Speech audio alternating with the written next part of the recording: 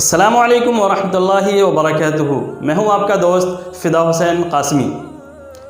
جیسا کہ آپ حضرت کو معلوم ہے قربانی کا مہینہ آنے والا ہے، تو آج ہم قربانی کے بارے میں، قربانی کے کچھ اہم مسائل، قربانی کے کچھ بنیادی باتیں آج کی ویڈیو میں جانیں گے۔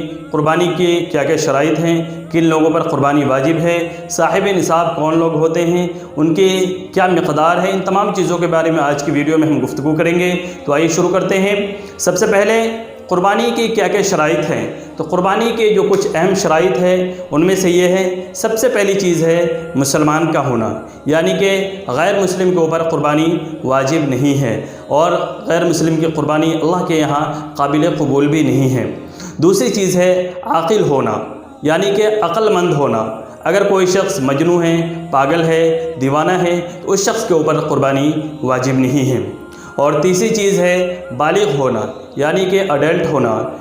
نابالغ کے اوپر اسلام کے اندر جو جو چیزیں بھی فرائض واجبات ہیں، ان تمام چیزوں میں سے کوئی بھی چیز نابالغ کے اوپر ضروری نہیں ہوتی ہے۔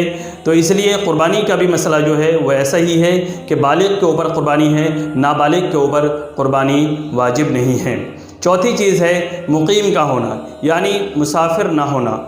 جو شخص اگر قربانی کے 3 دن جو قربانی کے ایام ہیں ان میں اگر وہ سفر میں رہتا ہے، مستقل سفر میں رہتا ہے، تو ایسے شخص کے اوپر قربانی واجب نہیں ہے۔ ہاں، اگر ان 3 دنوں میں سے کسی ایک دن بھی اگر وہ قربانی کے ایام ختم ہونے سے پہلے مقیم ہو جاتا ہے، یعنی اپنے منزل پہ پہنچ جاتا ہے، گھر پہ پہنچ جاتا ہے، تو پھر اس شخص کے لیے قربانی کرنا واجب ہوگا۔ اور پانچویں چیز ہے صاحب نصاب کا ہونا۔ صاحب نصاب کون لوگ ہیں؟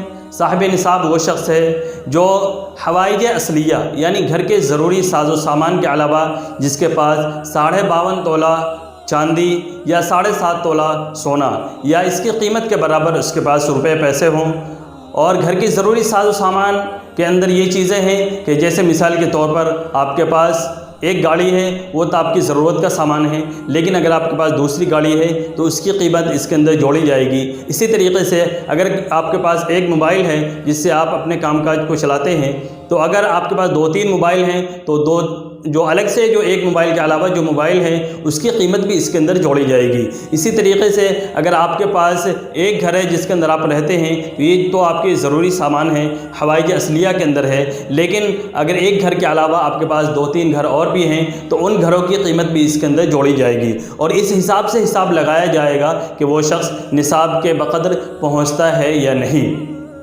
اب ایک اور چیز آپ جان لیں، 52.5 تولہ چاندی کی قیمت کتنی ہوتی ہے؟ ابھی مارکیٹ ریٹ کے حساب سے اگر دیکھا جائے تو 550 روپے تولہ کی ریٹ چل رہی ہے ابھی مارکیٹ کے اندر۔ تو اس حساب سے اگر 52.5 تولہ چاندی کی قیمت لگائی جائے تو تقریباً 28 سے 28.5 ہزار، لمسم سمجھ لیجئے کہ 30,000 کے آس پاس بنتی ہے۔ مارکیٹ ریٹ کے حساب سے 52.5 تولہ چاندی کی قیمت 30,000 کے آس پاس بنتی ہے۔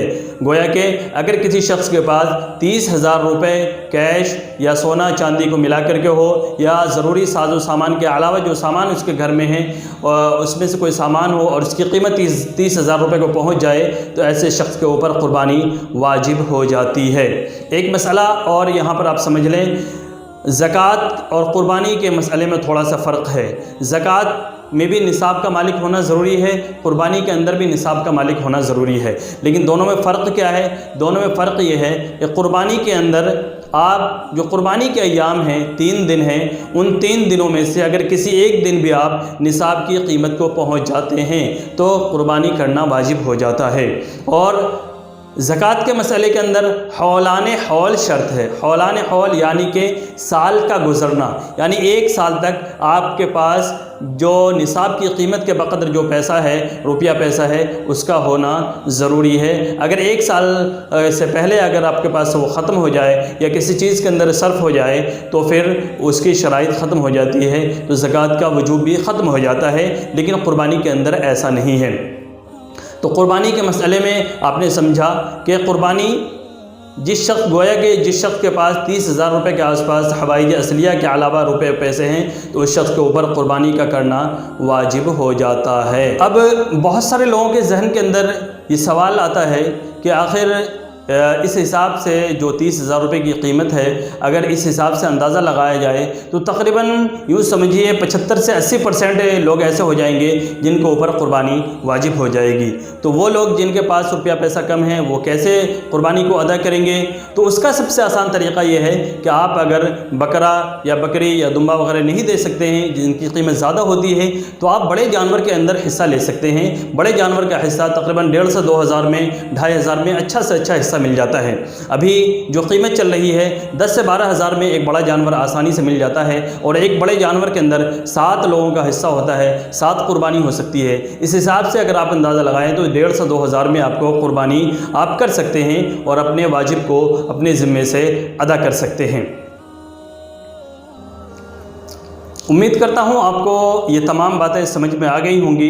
फिर भी अगर कोई बात अगर आपके समझ में ना आए और कुछ सवाल हो, कुछ कशमकश हो, कुछ जहन के अंदर कोई उलझन हो, तो आप कमेंट बॉक्स के अंदर अपने सवालात को लिख दें। मैं आने वाली वीडियोज़ के अंदर उन सवालात को कवर करने की कोशिश करूँगा। और आपसे आखिर में एक गुजारिश है कि हमारे इस यूट्यूब चैनल को आप ज़रूर सब्सक्राइब करें और अपने दोस्त व अहबाब में इसकी वीडियोज़ को शेयर करें और हमारी वीडियोज़ को लाइक करें, और इसी तरीके से हमारे साथ बने रहें। आप सभी हज़रात का हमारी वीडियोज़ देखने के लिए बहुत बहुत शुक्रिया।